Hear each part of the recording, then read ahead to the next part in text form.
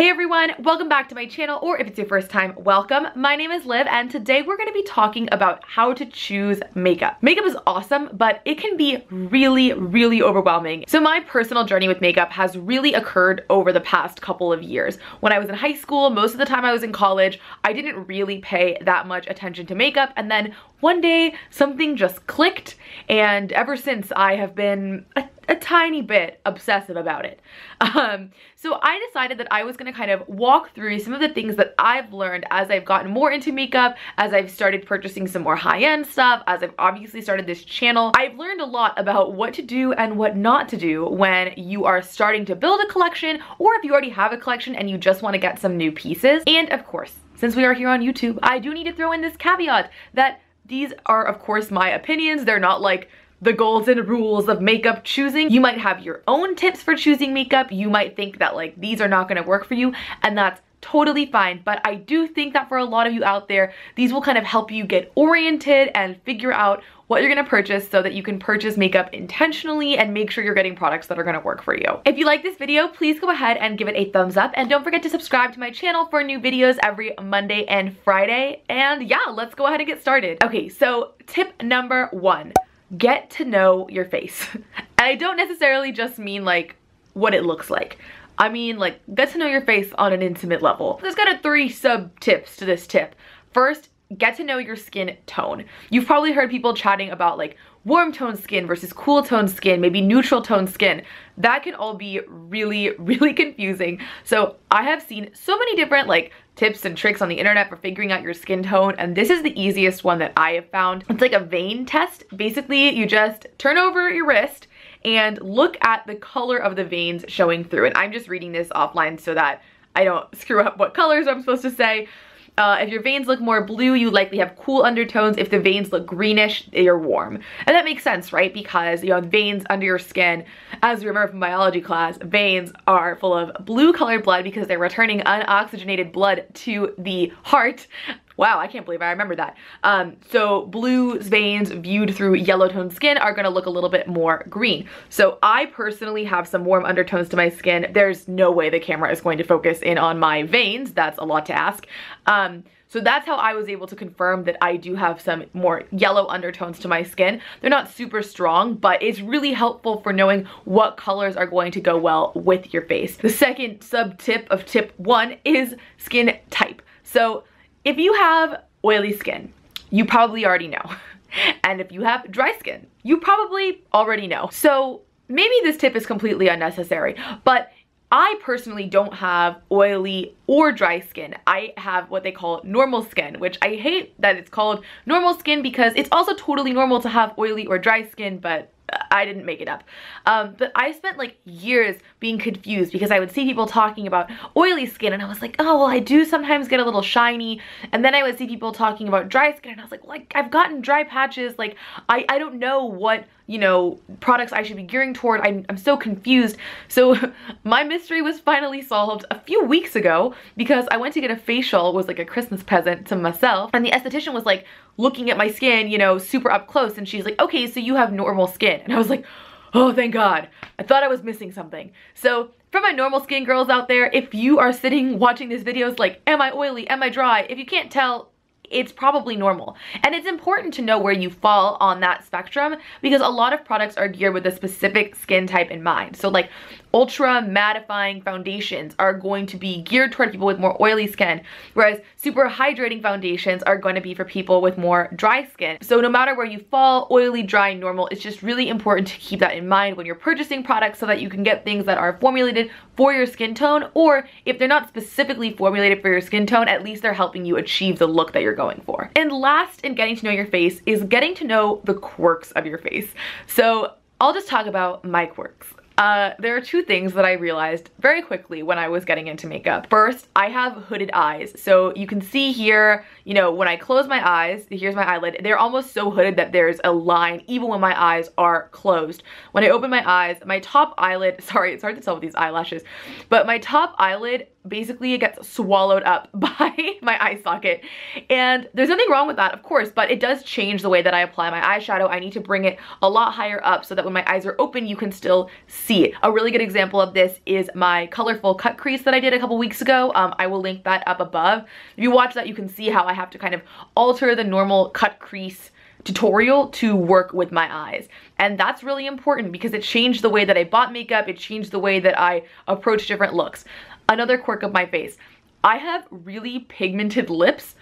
I didn't really think this through because I'm wearing dark lipstick right now, so it's hard for me to explain, but the natural tone of my lips is a pretty dark purpley shade, so lipsticks tend to pull very dark on me. If I get a nude lipstick that looks like it's going to be a lighter shade, it tends to show up dark on me.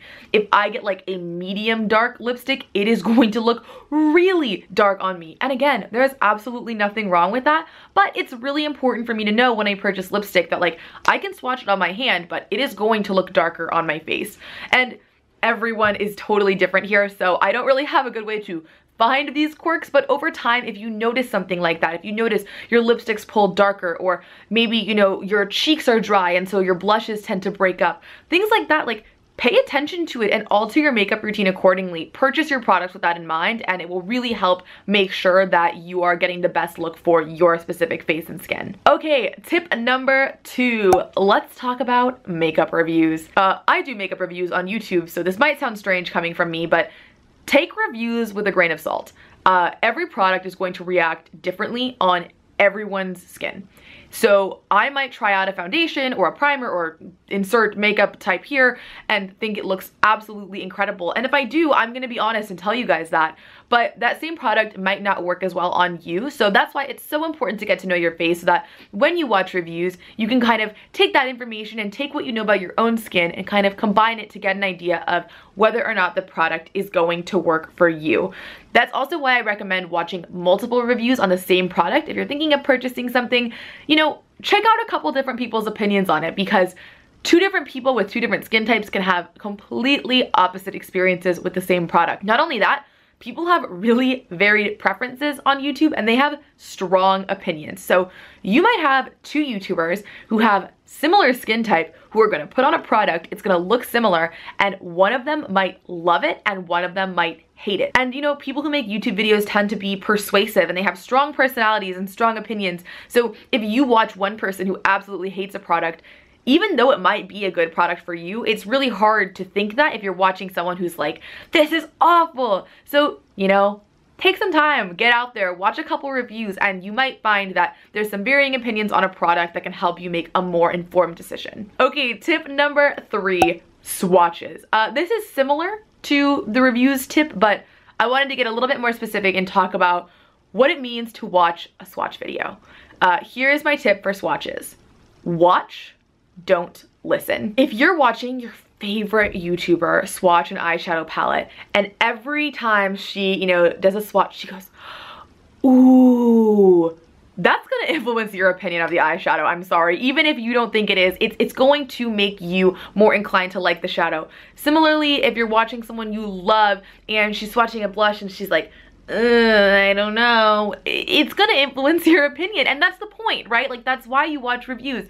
But swatches, in my opinion, are not the best way to tell how a product performs, because, you know, people tend to swatch on their arms or their hands, which have different skin than on your face. Also, these products are meant to go on your face. They're not meant to be drawn in a straight line across your skin. So when you're watching a swatch video, I really recommend paying attention to the more objective things you can assess from a swatch. Like, is it a pigmented eyeshadow? Is the blush glittery? You know, is the foundation the right undertone for your skin? Those are the kind of things you can tell from a swatch, but you can't tell how the product is gonna perform, you know, when it actually gets on your eyes from a hand swatch. So as tempting as it can be to give in to that, like, oh my God, these swatches are amazing, you know, that's not necessarily a great way to assess a product. So I recommend trying to draw your own conclusions. It is awesome to get an idea of what the product looks like. So like, I love watching swatch videos, but I don't necessarily pick my makeup based off of how someone else reacts to a swatch. All right, and tip number 4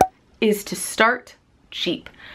I'm gonna tell a personal story real quick. So when I first got into makeup, I obviously didn't know a lot about different types of products, and I slowly kind of added different ones into my routine. And the last big product I added was bronzer. I didn't get bronzer. Like, I purchased it a couple times and I was like applying it, you know, down here on the jawline. So I just couldn't figure out why my bronzer wasn't looking good. Pro tip, don't apply your bronzer on your jawline.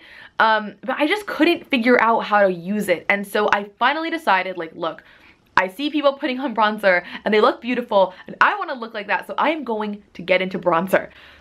Start cheap. You know, I started by picking up drugstore bronzers and like really inexpensive drugstore bronzers. I didn't start with Physicians Formula Butter Bronzer because that's like $13 and I was like, I don't even know how to put this on.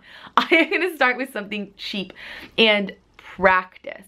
Practice with a cheap version of a product. And then once you feel confident in your technique, once you feel comfortable using a product, then go ahead and splurge when you find a high-end version of that product that you really love.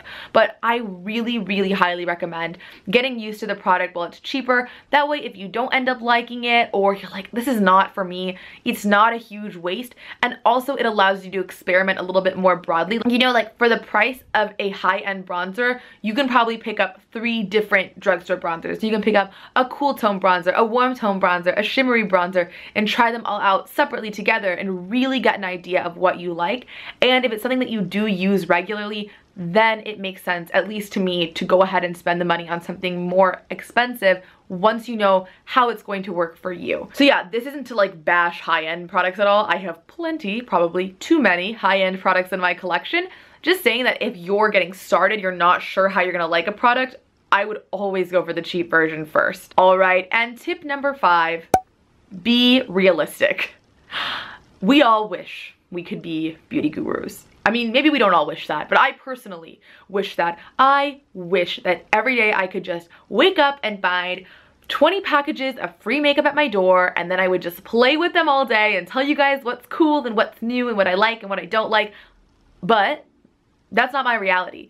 And chances are that's not your reality either. And that's totally fine. But when you're spending your hard-earned money on products, I think it's really important to think about how often you're gonna use it and what you're gonna use it for. Trends are fun. Like, trends are really fun. Unicorn makeup is fun. How often are you gonna use it? How long is that going to be something that's in your everyday rotation? And if it's not, maybe it's something that you can pass on. If there's like a really trendy product out there and you're like, I can't live without it. Like, I have to have, you know, that purple highlight or whatever it is.